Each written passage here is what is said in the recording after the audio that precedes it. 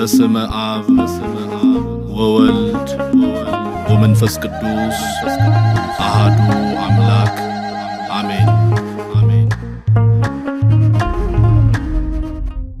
ሰላም ላንተም ይሁን። አሜን አሜን። ይመስገን አምላክ። እሺ ከየት ነው?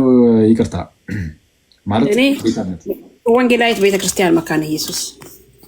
እሺ መካነ ኢየሱስን አይደለም ዛሬ ጴንጤዎችን ነው የምንጠይቀው። እንዴ አኪ ጴንጤ ነን እኛም እኮ። መካነ ኢየሱስ ጴንጤ ናችሁ? አዎ ጴንጤቆስጣን እኮ ነን። አንዴ ጠብቂ። እሺ ጴንጤ ናችሁ?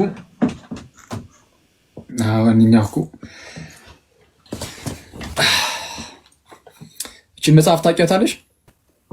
እቺ እምነታችን እምነታችን የምትል እምነታችን ሲፈተን ቅዱስ ጥምቀት የምትል ባገኛት ደስ ይለኛል። አላቃትም። እሺ ጸሐፊው ዶክተር ተካ ኦብሳ ይባላሉ። ታውቂያቸዋለሽ? ብዙም አላቃቸውም። ትዝ ይለኛል ስማቸው እንጂ አላቃቸው። ችግር የለም። ቆይ አንዴ ያ አንዴ ኮምፒውተር ላይ ላስቀምጣት።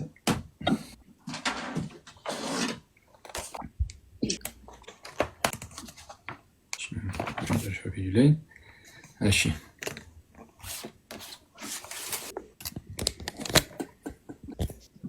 እሺ እምነታችን ሲፈተን ቅዱስ ጥምቀት። እሺ አንዴ ኦኬ፣ አንዴ ይቅርታ፣ ችግር የለም። እሺ ቅዱስ ጥምቀት በዶክተር ተካ ኦብሳ አሳታሚ ማን ይላል? መካነ ኢየሱስ የምስራች ስነ ጽሁፍ ድርጅት ስነ ጽሁፍ ክፍል አዲስ አበባ 2015 ዓመተ ምህረት።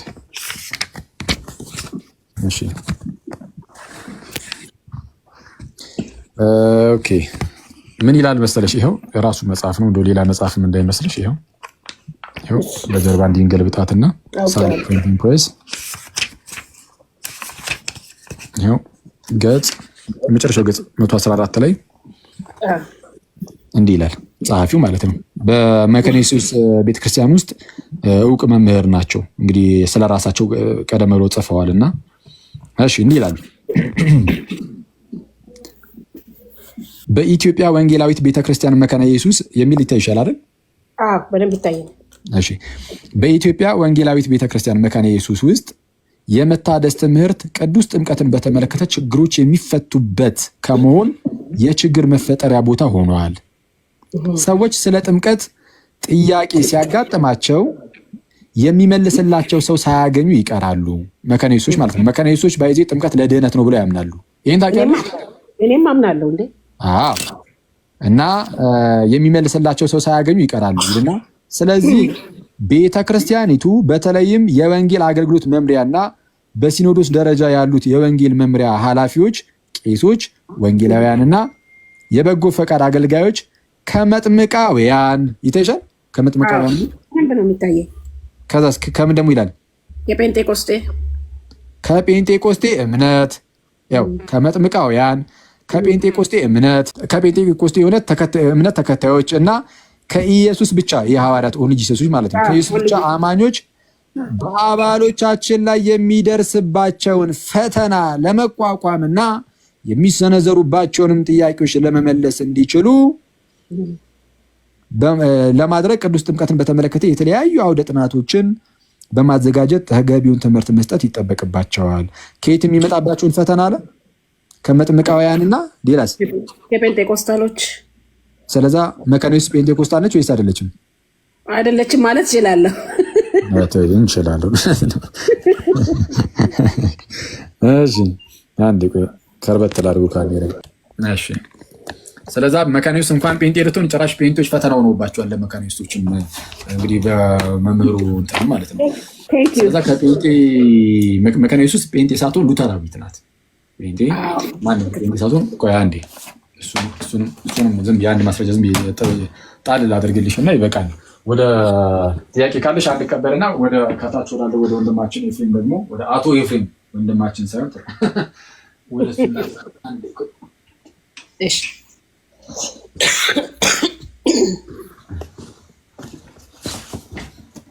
ይህንስ መጽሐፍ ታውቂዋለሽ? አላውቀውም እንጃ። እሺ በሉትራን ሄሪቴጅ ፋውንዴሽን የተዘጋጀ ነው።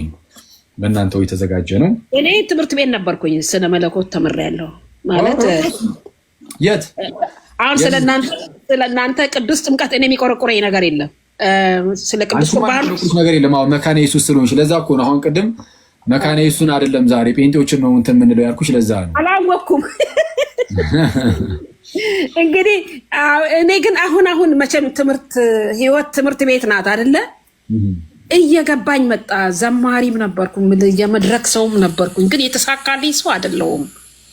መዝሙሮቼም አልወጡም እና አሁን ያሬዳዊ ዝማሬ እንዳለ ምርኮኛ ስለሆንኩኝ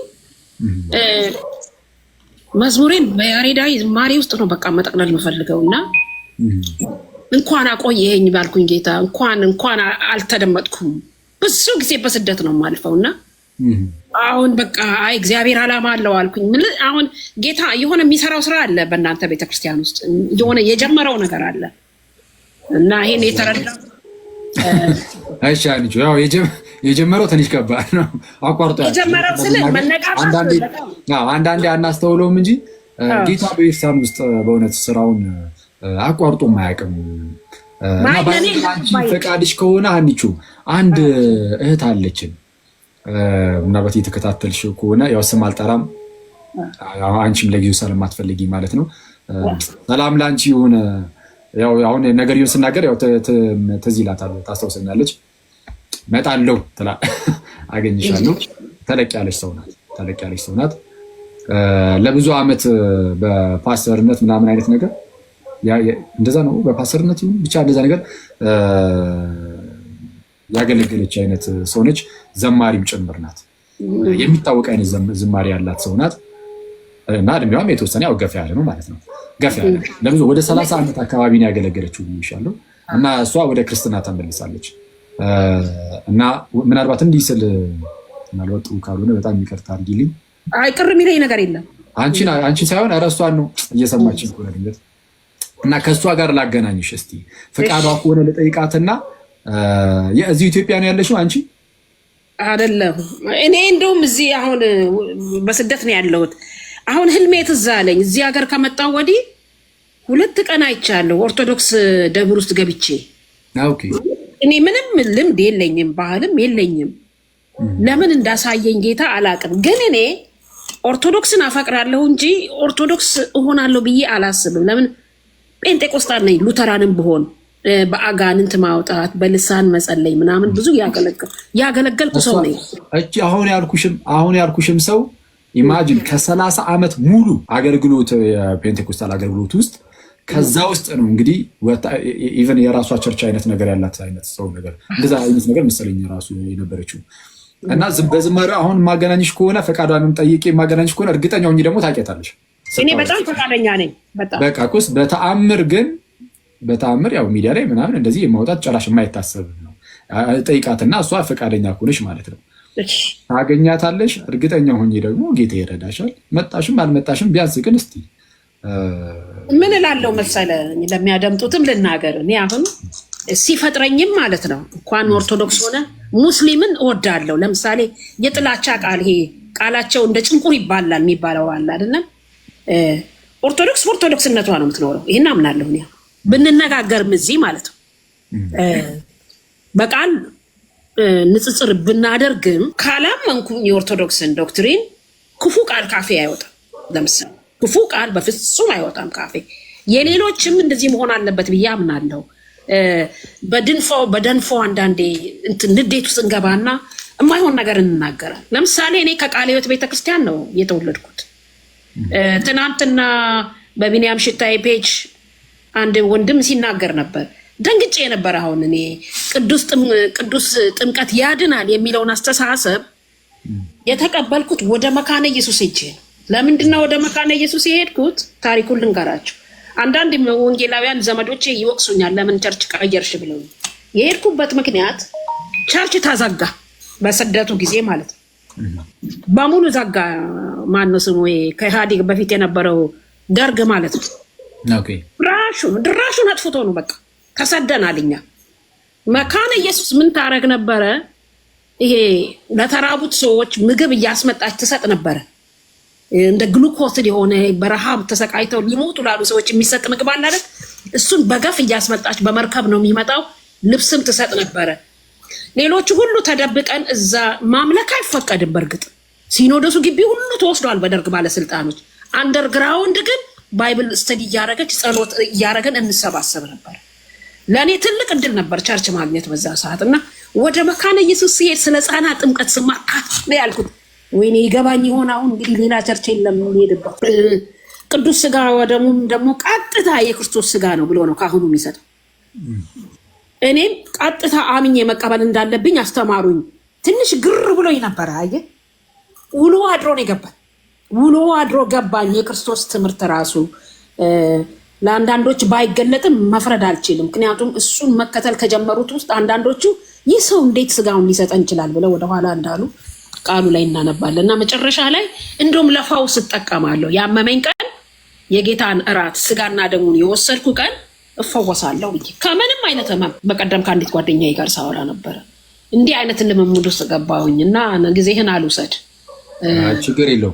በቃ እስቲ ጥሩ ነው። እሷን ፈቃዷ ከሆነ አገናኝሻለሁ፣ ካልሆነም ደግሞ ከኔ ጋር እናወራለን። በውስጥ እስቲ ሰላም በይኝና መልስልሻለሁ። እሺ ተባረከ። እሺ እንቀበላለሁ። ያስፈልጋል ስላወቅ ተባረከ። እሺ ቴንክ ዩ። እሺ ዩ ዌልካም። እሺ ሰላም ላንተ ይሁን ኤፍሬም፣ እንዴት አለ? እንኳን ደህና መጣ። በስመ አብ ወወልድ ወመንፈስ ቅዱስ አሃዱ አምላክ